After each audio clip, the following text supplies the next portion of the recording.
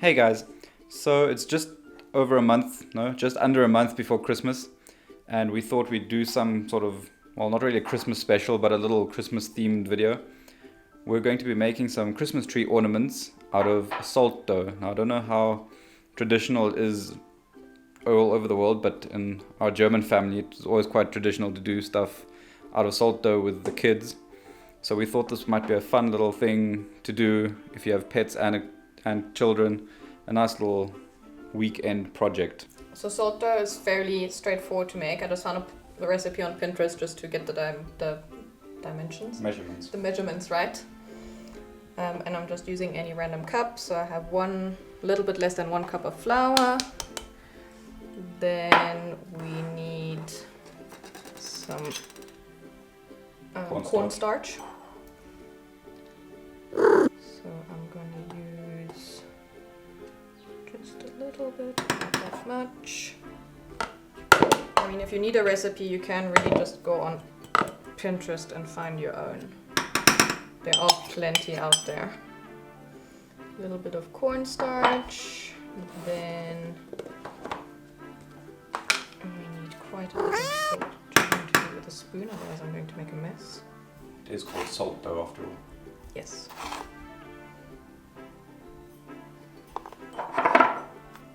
I am halving my recipe because I don't think we need that much, so I'm just going to do about half a cup of salt.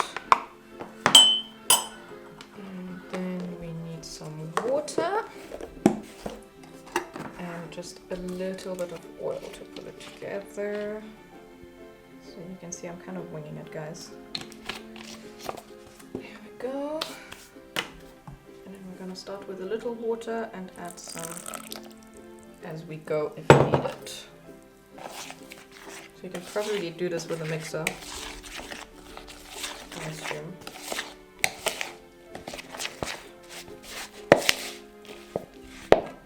You're kind of looking for a cookie dough kind of consistency because you want to be able to roll it out, so it can't be too wet. And if you did add too much water, you can always add more flour or salt to counteract it.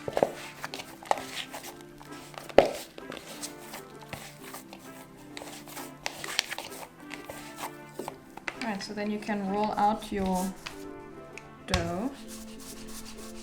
I'm gonna do it on a sheet of silicone so that it's already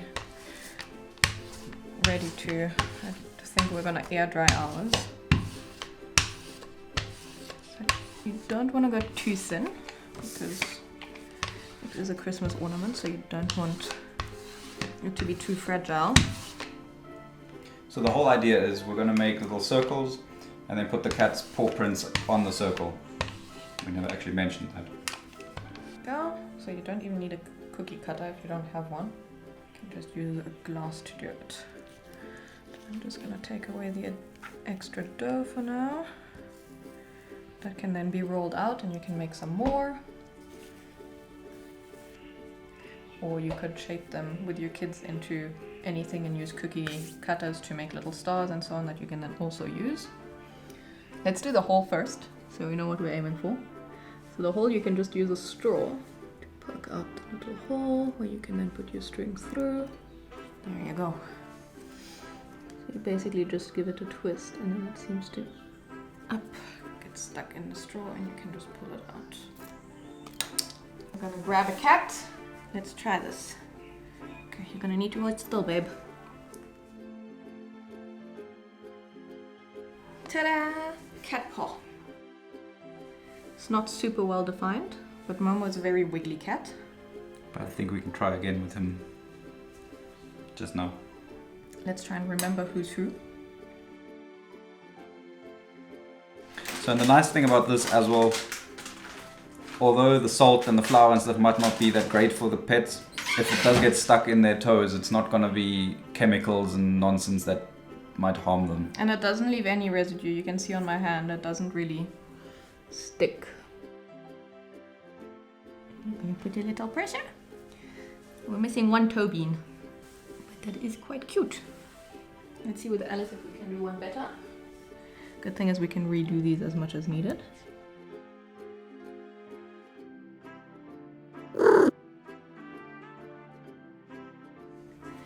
That one may have gone a little bit too much pressure because it's gotten a bit thin. But it's not too bad. It's a lot of trial and errors. As you can see, we haven't done this before. We're learning with you guys. A perfect bean! We're not touching that one. That one's perfect. One down. 4 to go. Stop wiggling, dude. This one. Yeah, I'm trying. There we go. There's Momo. You can see his paw is much bigger than Alice's. Right. Don't step on them while I fetch your sister. Maya, relax your foot.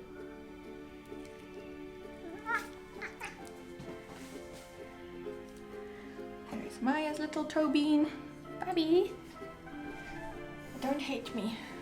You have such little toes! One can't even see under all of that fur of yours. I'm pretty sure that's smallest here except for Alice. Okay, we go. Put your paw in. Right. No? And pressure. Don't step on it with your back paw now. Don't step on Alice's. There we go. Momo has by far the biggest. Well, he is a big boy. So you can also put them in an oven at a very low heat, and then it obviously doesn't take quite as long. But it still takes about 3 hours, and around Christmas I'm not willing to sacrifice my oven time that long. So I'd rather let them dry for about 24 to 48 hours in the drying thing, whatever it is. Biltong maker. And then you can theoretically paint them. I've seen a lot of people basically just put paint into the paws to make them pop and keep the rest natural, which I quite like, so we might do that. And I mean, you can also make the salt dough with food coloring. Yes. And color the dough itself. And we do still have some dough left over, so I think we might do sasha a little bit later.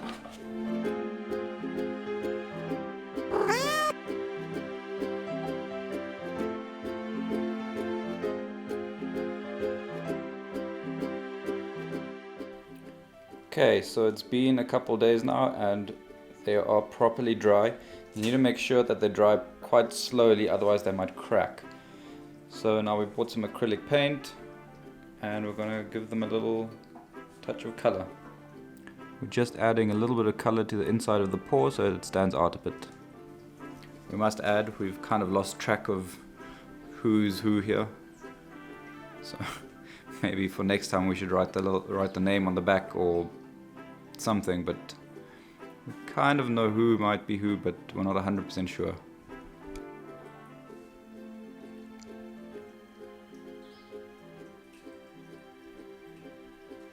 There we go, finishing off with the tiny little rat paws. We're now going to let these dry and then we'll be back to varnish them and finish them off. And it's a couple hours later, the paint has dried and we're outside hitting them with some clear varnish. We'll probably do this 2 or 3 times just to make sure it's sealed properly.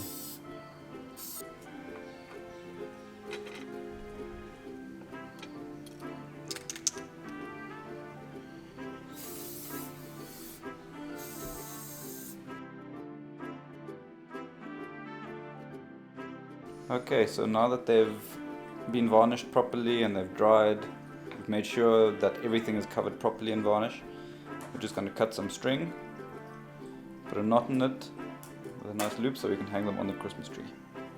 Or wherever you want to hang them actually. I mean, they don't have to go on the Christmas tree.